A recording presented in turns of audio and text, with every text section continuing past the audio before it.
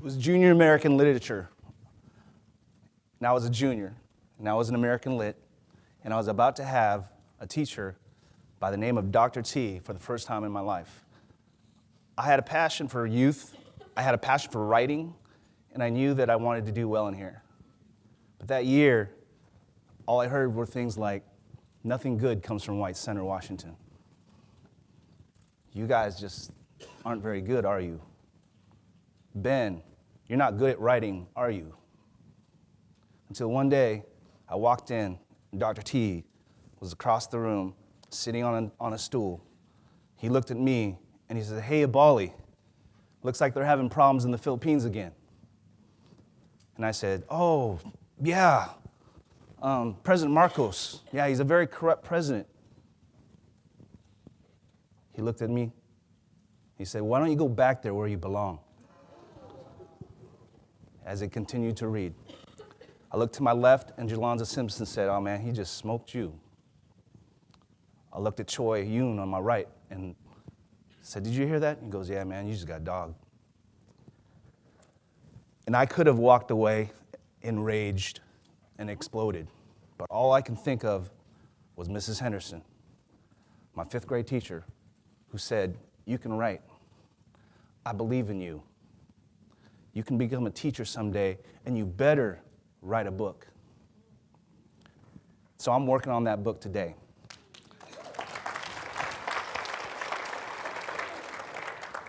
I became an American Lit English teacher and taught for 6 years. Not because of him, but because the others that believed in me, because I knew that he was just a blip on the radar.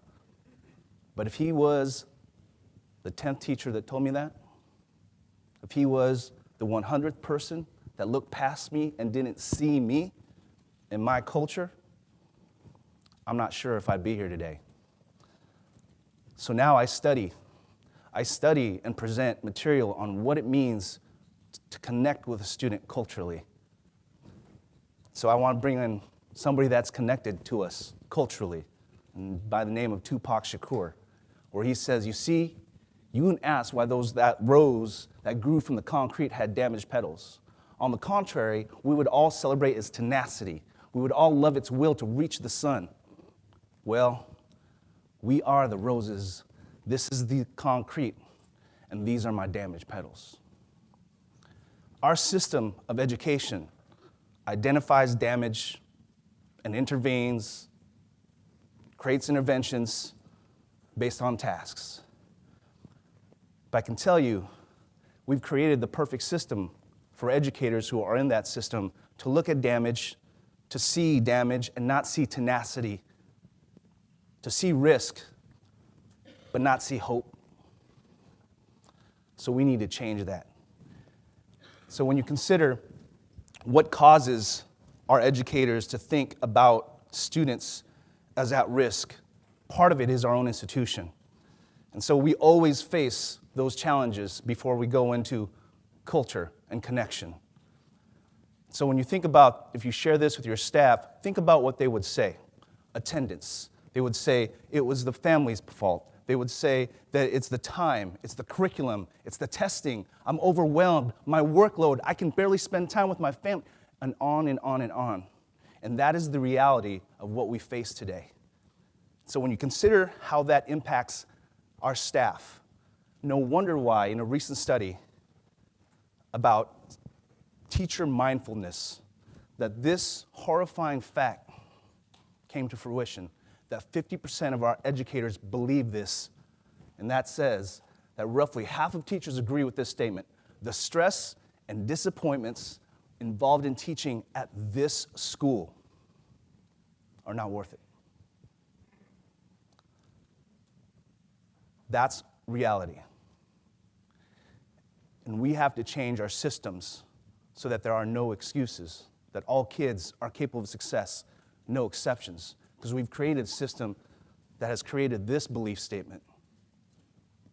So when you consider task and relationship,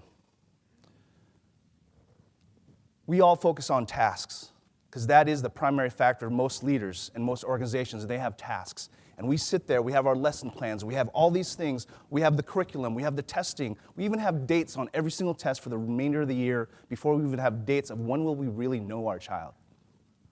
And so when you consider what those tasks are and the stresses that are caused by all those tasks, it can overwhelm us to the point where we're just reacting. We're not being proactive.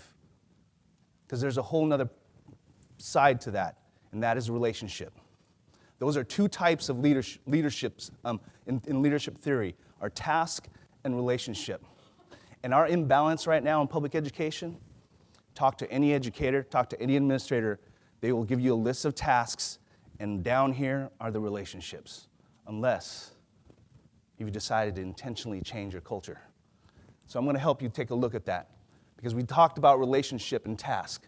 The task, it's a traditional leadership. It's a westernized leadership with a focus on group work and goals, academics, requirements, tests, curriculum, and graduation, right? But consider the other half of what makes a school system or an organization function much more efficiently and much more with greater meaning, and that is a relationship. When you focus on interpersonal, even with your staff, think about your own staff versus your students. Does your staff feel connected with each other? Do they have hope and resilience with one another? Teacher to student relationship, teacher to whole class, student to student. And the one relationship that we know by research says that's the greatest piece that can actually close the gap, and that is family engagement. We have no time in our system for that. And lastly is the cultural competency. Gary Howard says this, that it's cultural competency, the will and skill to create authentic and effective relationships across difference. That is the goal that we have to be able to connect with our students. Because if we don't connect with our students that way, then we contribute to the gap, to that continued gap. And here's what's amazing. When the students look at your relationship and the task that you ask them to do, guess what's in the middle? Guess what they're trying to negotiate? Their identity. So when Dr. T said what he said to me, I struggled with that identity. Was it because I was an ELL student, that I only knew yes sir, no sir, and Pepsi, right? Was it because of the color of my skin? What was my identity in this relationship with this person in power telling me to go back where I belong? Do I belong here in these United States as an immigrant? Thank God there were other caring adults in my life that balanced that relationship. But how many of our students do not have that relationship with a caring adult to fall back on? So when you consider how does this impact and stress impact our students, you've been shown this data before from the Student Gallup poll that 47% of our students have a sense of hopefulness. Fantastic, right? Give me those kids, right? What about the 53% that have a sense of hopelessness? Or the discouraged, the 19%? Those are the ones that would rather blow up their own education before you do. I could have been that 19%. I could have thrown down in that classroom and exploded. What is our commitment to the kids that don't have the hope? So when you consider equality versus equity, raise your hand if you've seen this before, right? Equality is giving every student a certain amount of equal pay or equal funding, equal time with the students or with the teachers and educators, right? But equity is achieved when all students receive the resources they need so they graduate prepared for success after high school. So you have to give certain students based on what they need, right? Based on what they need. But what if that need is relationship? What if our goal was to increase hope and resiliency? And science tells us the only way to increase hope and resiliency is to increase the number of caring adults in their lives that have high expectations, provide opportunities for success, and also believes in the child more than they believe in themselves, from Kids That Hope. So I've been working on this idea of this relational equity. So we came up with this. Teacher relationships are not equitable. but they can be built with a lens of equity by strategically building a relationship based on need. Back to that slide. Relational equity is a culturally responsive process of measuring individual resilience, then intentionally connecting based on a student need through a meaningful and caring adult relationship for the purpose of increasing hope and resiliency. So if you identify the students in your school, the students in your community, the students in your neighborhood, they're lost, they're disconnected, we have to be strategic in who we actually build meaningful, caring adult relationships with. Because right now, if I saw the 150 students where I taught at Issaquah High School, I had to pick and choose at most every single day because the system did not allow me to be able to have that kind of time with each kid. So I had to choose, but the problem is we don't choose, we default. That is, we do default to the students that we know we can connect with. We default with the kids that are already feeling connected with the school. They maybe laugh at your jokes. They're the ones that are extroverted just like you. Maybe they're the brown kids, that are Filipino kids are just like you, right? Unless we are intentional about identifying who those students are, we're going to fall into implicit bias and say, this kid's connected with me, right? And so when you consider what does relational equity look like, I want you to think of this slide again in a different way. Imagine if that fence was hope and resiliency, right? What would those crates be? Those crates would be you. Those crates would be the number of caring adults that we need to place in each one of the kids' lives. Then on top of that, I want you to consider the impact of culture. Self-awareness, this comes from Sue and Sue, Daryl Wing Sue, who did a lot of research around culture competency. So the idea of self-awareness, that you have to identify your own biases. I wish this day I could talk to Dr. T and say, man, what prompted you to think that way about me?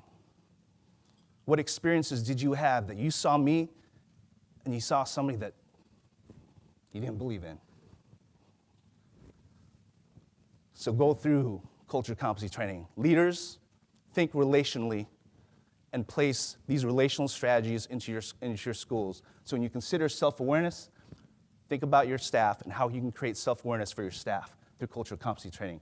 Think of knowledge of other, measuring student resiliency, asking your students. Some of the most effective strategies we've seen is to actually do focus groups with students, asking them, why are students hopeless, and share that data.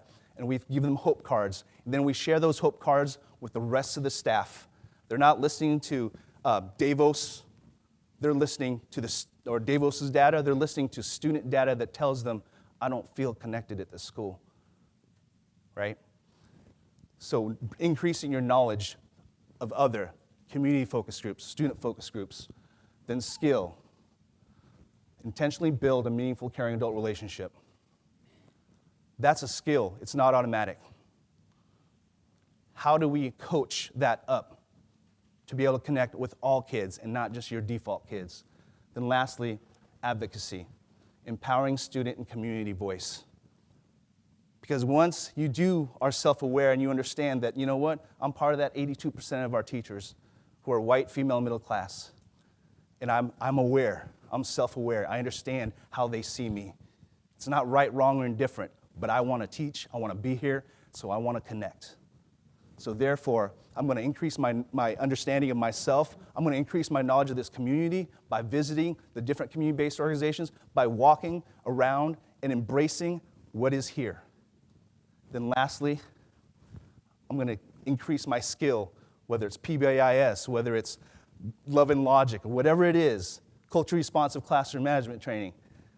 I'm going to connect, and I'm going to learn how so that I can truly advocate. So it's no longer me teaching, it's the students teaching each other. And that's when you start building some serious changes. I want to end on this quote. James Trestle Adams was a writer in 1935. He wrote a very famous essay around the American dream. And he saw the inequity in the American dream among the classes. I encourage you to look at that essay. But as I did more readings about him, I found a quote that really captures the idea of task and relationship. And this quote was about education. And this is what he said. There's two types of education. One teaches you how to make a living, and the other one teaches you how to live. Thank you.